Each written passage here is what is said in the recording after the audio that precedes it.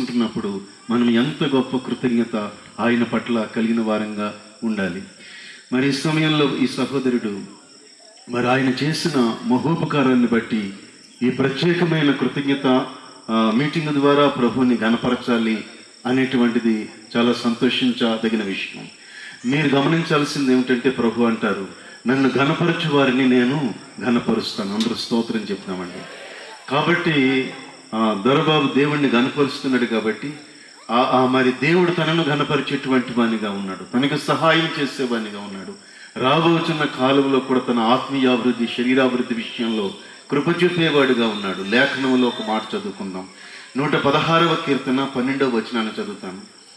యెహోవా నాకు చేసిన ఉపకారములన్నిటికీ నేను ఆయనకి ఏమి చెల్లించుదను అనేటువంటి ప్రశ్న ఇక్కడ దావీదు గారు ఉదహరిస్తూ ఉన్నాడు.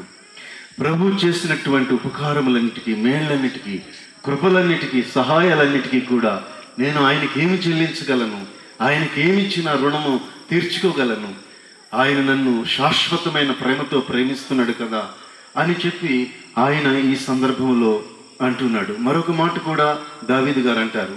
132వ కీర్తన 1వ వచనములో యెహోవా దావీదునకు కలిగిన బాధలన్నిటినీ అతని పక్షమున జ్ఞాపకము చేసుకొనుము అంటాడు. ఆ దినములలో దావీదు చాలా శ్రమలు, కష్టాలు, హింసలు అనేకమైన పొందుతూ ఉన్నాడు. అలాంటి సమయంలో, అలాంటి కష్టకాలంలో దాదాపుగా ఒక 10 సంవత్సరాలకు పైగా ఆయన అష్టకష్టాలు కూడా పడతాడు. అలాంటి సమయంలో ఆయన చెప్పినటువంటి మాట, ప్రభువైన యెహోవా దావీదును కలిగిన బాధలన్నిటినీ అతని పక్షమున జ్ఞాపకం చేసుకొనుము అంటాడు. ఇదే దావీదు ఒక చోట చెప్తాడు, కొండల తట్టు నా కన్నులు ఎత్తుచున్నాను, నాకు సహాయం ఎక్కడి నుండి వచ్చును అంటాడు. కాబట్టి ఇలాంటి విషమ పరిస్థితుల గుండా చాలా కాలం ఆయన ప్రయాణం చేశాడు. ఆయన వెనుక రాజైన సౌలు తరుముతూ ఉన్నాడు. ప్రాణభయంతో చాలా సంవత్సరాల పాటు పరిగెత్తినటువంటి అనుభవాలు దావీదు గారు కలిగి ఉన్నాడు. అలాంటి పరిస్థితుల మధ్యలో దేవుడు తన యొక్క మహాకృపను బట్టి దావీదును మరణము నుంచి కాపాడుకుంటూ, రాజైన సౌలు యొక్క చేతిలో నుంచి కాపాడుకుంటూ, సజీవుని యొక్క లెక్కలో ఉంచుతూ నడిపించినటువంటి అంశం ఏదైతే ఉందో అది చాలా గొప్పది. అందుకే ఆయన 116వ కీర్తన 13వ వచనములో అంటాడు, రక్షణ పాత్రను చేతపుచ్చుకొని యెహోవా నామమున ప్రార్థన చేసేదను అంటాడు. కాబట్టి ఇప్పుడు దొరబాబు చేతిలో రక్షణ పాత్ర ఉంది, తను రక్షింపబడ్డాడు. కాబట్టి ఈ రక్షణ పాత్రను చేతపుచ్చుకుని అతను ఏం చేస్తున్నాడంటే యెహోవా నామమున ప్రార్థన చేస్తున్నాడు. మనందరి పట్ల కూడా ఇదే కృపను ప్రభు చూపిస్తున్నాడు. ఒక విషయం ఏమిటంటే, అపాయం నుంచి విడుదల, శ్రమ నుంచి విడుదల, వ్యాధి నుంచి విడుదల, అదేవిధంగా మరణప్పుడు అంచుల దాకా వెళ్ళిపోయే పరిస్థితి నుంచి కాపుదల. అది నిజంగా ఆ మిషన్ కానీ గుండె మీద పడి ఉంటే అతని ప్రాణమునికే ప్రమాదం సంభవించేది. కానీ ప్రభు అయినటువంటి యేసుక్రీస్తు తన దక్షిణ హస్తాన్ని చాపి తన పట్ల దయ చూపించి ఆ ఆపత్కాలం రాకుండా, ప్రమాదం రాకుండా, మరణం రాకుండా తప్పించేశాడు. అంటే దాన్ని బట్టి ఎంత గొప్ప అద్భుతం ఆయన చేశాడు. అందుకే పరిశుద్ధ గ్రంథం ఏం చెప్తుందంటే ఆయన ఆశ్చర్యకరుడని చెప్తుంది. అందుకే 116వ కీర్తన 14వ వచనంలో ఇలా చెప్పబడింది, యెహోవాకు నా మొక్కుబళ్ళు చెల్లించదను, ఆయన ప్రజలందరి ఎదుటనే చెల్లించదను అని దావీదు గారు చెప్తాడు.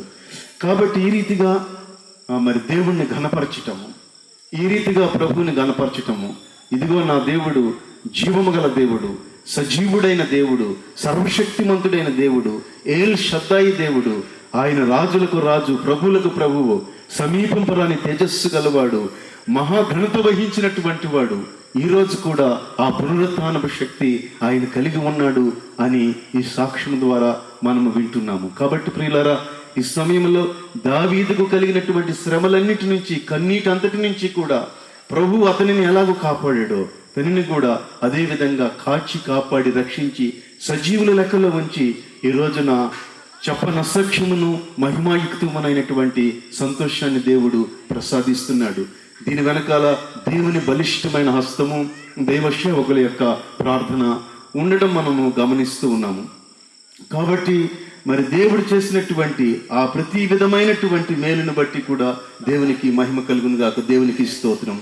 121వ కీర్తనలో 2వ వచనము చెప్తుంది, యెహోవా వలననే నాకు సహాయము కలుగును అనే మాట అక్కడ చెప్పబడుతుంది. అదే కీర్తన గ్రంథంలో 4వ వచనములో ఇశ్రాయేలును కాపాడువాడు కునుకడు నిద్రపోడు, యెహోవాయే నిన్ను కాపాడువాడు అని చెప్తాడు. కాబట్టి ఆయన ఈ రోజును కూడా కాపాడేవాడుగా, రక్షించేవానిగా, బ్రోచేటువంటి వానిగా, ఇశ్రాయేలు ముందు నడిచినట్లుగా మన ముందు కూడా నడిచేటువంటి వానిగా, కునుకని వానిగా, నిద్రపోని వానిగా ఉండటాన్ని చూస్తున్నాము. 7వ వచనము ఇదే కీర్తనలో ఇలా చెప్తుంది, ఏ అపాయము రాకుండా యెహోవా నిన్ను కాపాడును, ఆయన నీ ప్రాణమును కాపాడును అనే మాట చెప్పబడుతుంది. కాబట్టి దేవుడు చేసిన ఈ గొప్ప మేలును బట్టి మరి ఈ కుటుంబము మరి తండ్రి అయిన దేవుణ్ణి, కుమారుడైన దేవుణ్ణి, పరిశుద్ధాత్ముడైన దేవుణ్ణి గణపరచుకోవటం మనం చూస్తున్నాము. అలాగే ప్రభు మన యందు చేసిన ప్రతి కార్యాన్ని కూడా మనం ఒకసారి జ్ఞాపకం చేసుకొని కృతజ్ఞతాస్థుతులతో ఆయన్ని మహిమపరచుకుంటే నిజంగా మన జన్మ సార్థకమవుతుంది. ఆయన చేసిన ప్రతి ఉపకారము, ప్రతి మేలు, ప్రతి ఆశ్చర్యకార్యాన్ని కూడా మనం జ్ఞాపకం చేసుకుందాం. దాన్ని బట్టి కృతజ్ఞత చెల్లిందాం. అలాగున కృతజ్ఞతాస్థుతులు ప్రభువునికి చెల్లించటము మనకు గొప్ప ఆశీర్వాదకరం. ఆయన ప్రజలందరి ఎదుట ఆయన చేసిన మేళల గురించి చెప్పటం ఎంత మహిమ కలిగినటువంటి కార్యం. మరి గత సంవత్సరాలన్నీ కూడా ప్రభు అయిన యేసుక్రీస్తు మనల్ని కాచి కాపాడినందుకు మనం ఎంతగా ఆయనకు కృతజ్ఞతాస్థుతులు చెల్లిస్తూ హృదయపూర్వకంగా సేవించే వారంగా ఉన్నాము. మనల్ని మనం పరీక్షించుకుందాం. ప్రభువులో ఇంకా ముందుకు ఆత్మీయంగా సాగిపోదాం. దేవుడు అట్టి కృపను మనకు దయచేయునుగాక. అందరూ దేవునికి స్తోత్రం చెల్లించుకుందాం. హల్లెలూయా. God bless you. దర్బాబు కుటుంబాన్ని కూడా ప్రభువు ఆశీర్వదించునుగాక.